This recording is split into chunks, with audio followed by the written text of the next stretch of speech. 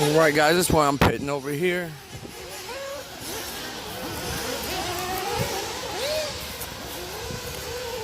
Now today's event is it's kind of a charity event, I guess you could say.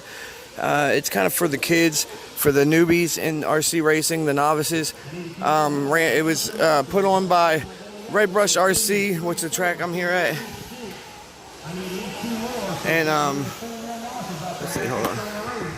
Let's see, Red Brush RC. There's their trailer. And Race Like a Girl, which is Katie Carmody and her husband. And she's going to be giving out some prizes after the first novice, so I'm going to record that. I'm hoping a buddy of mine's supposed to get some clips of me running my e-buggy. Right now I'm sitting fourth. I've qualified for fourth after two. We got one more heat coming up,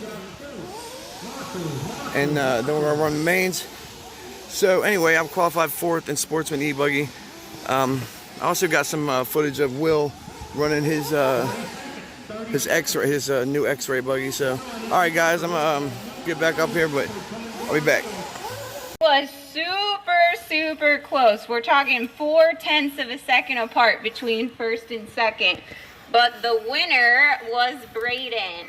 So, Braden, congratulations! After the race, you're going to come see me for a brand new Charger. And since Kendrick was your pro driver and Kendrick did the work of helping you be a coach, Kendrick, you are getting a $50 Beach RC gift card. So congratulations to you too.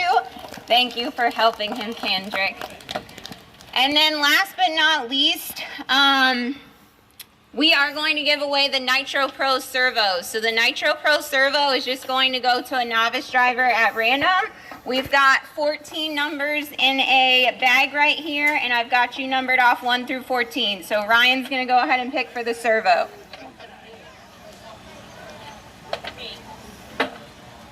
So the winner is number 8 for the servo, which is Mackenzie.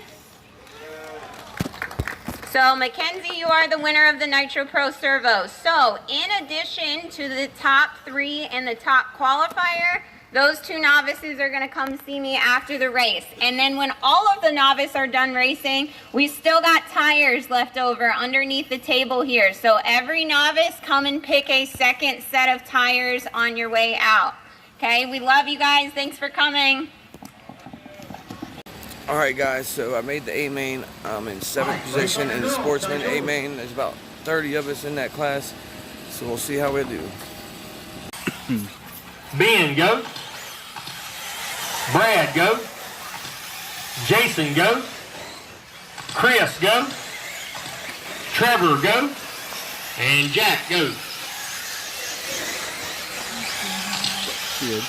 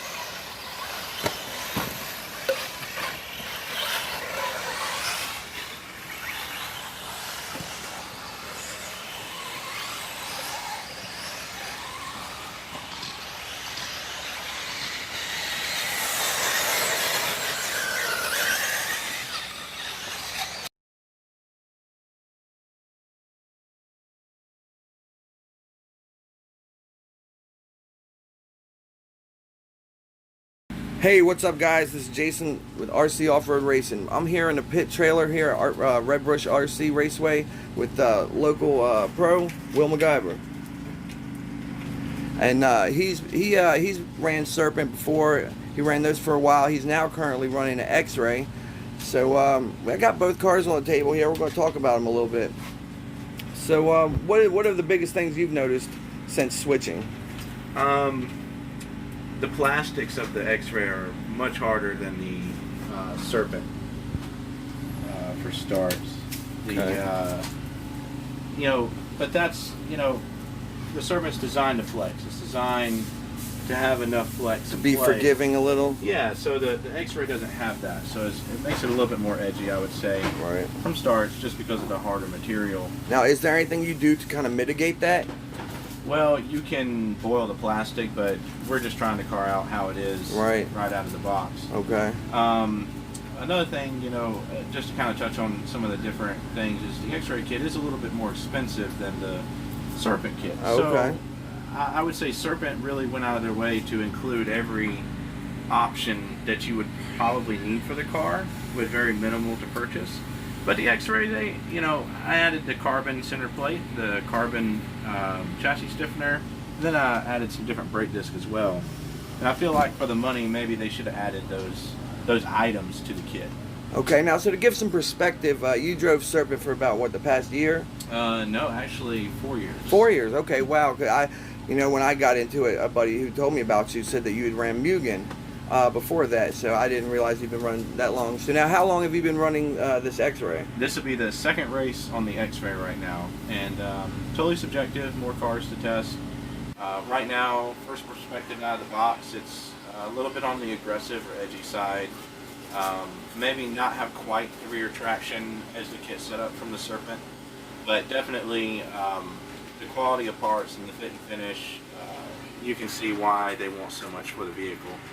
And like I said, the plastics are a lot harder than the Serpent as well. So Serpent did a phenomenal job with their kit with the USB manual, everything individually bagged and marked. X-Ray did a fantastic job with their manual, which is in full color, and also each bag is individually marked and labeled with whoever packed it. Okay, great. Okay, another thing I've noticed, this is a pillow ball car. I had a Mugen. I came from Mugen before I got the Serpent, and I really liked the pillow ball. It was really forgiving. However, the one thing I didn't like was how much maintenance they seem to require for them to, not squeak, I guess, for one, and they just require a lot of maintenance. They seem to wear out pretty quick. What would you say about that? Well, as far as the maintenance with the C-hub, you have a pin that comes through the bottom here, and you'll have to pull the pin, polish it up, make sure all this is free, and also make sure that your caster blocks are not bent. Some kind of hard crash might bend the caster block. Right.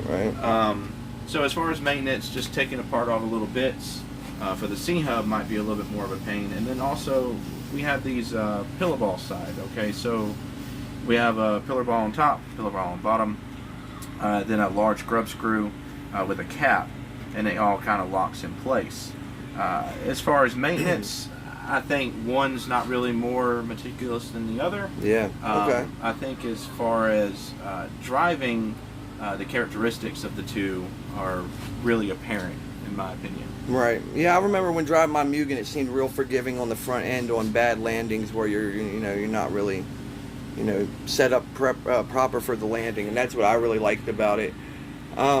So when I ran mine, with the problem I would have is they would get to where, they kind of catch at certain spots. It would be hard to adjust them right. You know what I mean? Because you don't want that much play in there where they're kind of wiggling around. Right. You But still you don't want to want- maintain, the slop that it has for the wheel.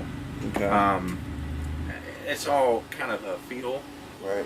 because dirt's going to get in there, and you want to leave enough room for the dirt to kind of solidify or crush as the pillow ball turns. And on the C-hub car, you don't get that. It runs on an axis, a pin style usually, top and bottom. The pillow ball rotates this way through the turn.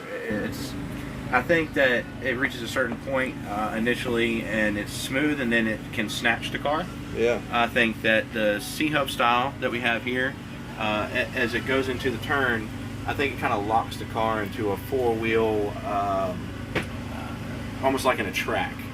Okay, yeah. like railroad tracks. You know, it locks it into that 4-wheel smooth I think I rotation understand, through yeah. the corner, Okay. where the pillow ball would reach a point and then it would snatch the car around. Okay. So that's switching from 6 years or 4 years or, you know, gosh, it's been forever. Back to a pillow ball style car, it's still the same opinion as it was back then, from Kyosho to Mugen. All right. Well, you know what? We both got some qualifiers coming up. I got about 2 more questions. So, what would be if there's any one thing that really stands out about this car that's either different or that you really like about it, or anything that you've noticed? What would you say? I really like how open everything is here. If you can get a good view of how open around the drivetrain and around the fuel tank, I really like the fact that they allowed enough room for flex. Okay. I would say from the Serpent, it's a little bit more cluttered. Not really the word, but everything's just a little bit tighter. I see what you mean. It's just a little bit tighter coming all through the center of the chassis, and personally I like that chassis finish look. So I like the fact that it's open, whether it's a performance gain or not. I like that room and that you can see the chassis plate and it's nice and clean. Easier to work with, easier to... Right. Yeah, I gotcha. Maybe a screw falls down in there, you can stick a little magnet or something. All right, so now my last question is, you know, what would you say the biggest key to, you know, having your car run well? You know, I've heard people say setup, tires. I've heard different things. What would you say, Will? I would say make sure the car's clean. Make sure you take the shocks off, you know, toss your arms up and down, make sure everything's floating free.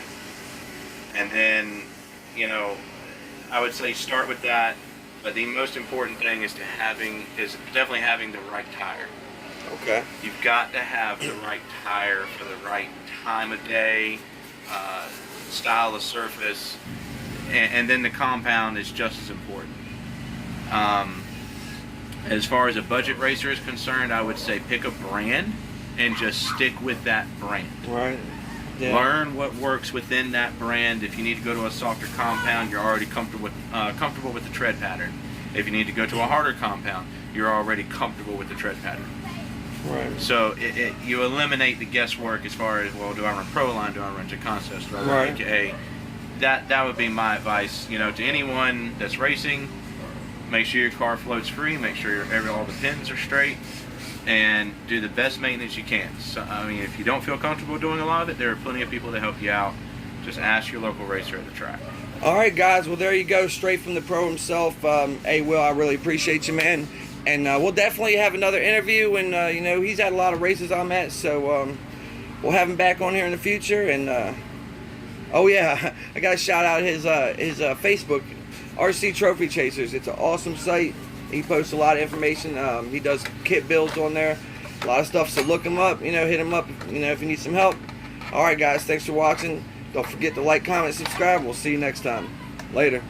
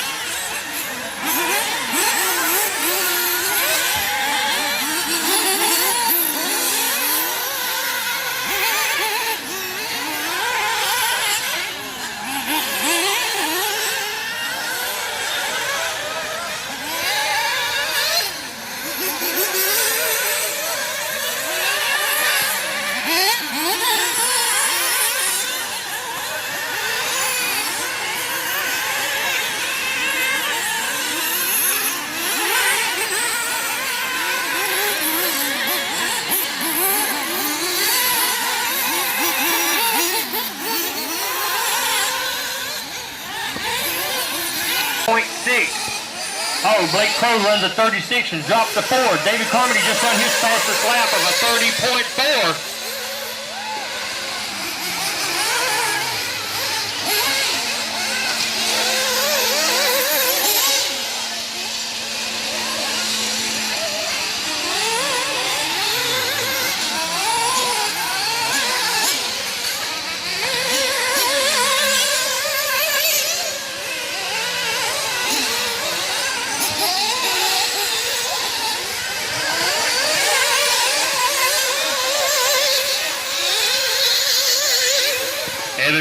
front. David second. Blake, Will, Josh, Don, Logan, Nick.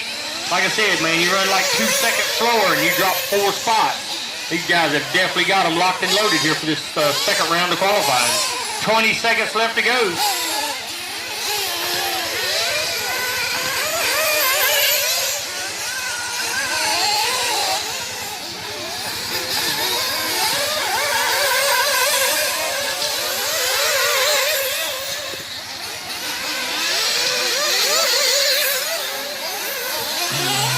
Looks like Will and Evan have switched positions now. They're racing a clock, so I mean that's not really important that much, but Will's stuck on the pipe.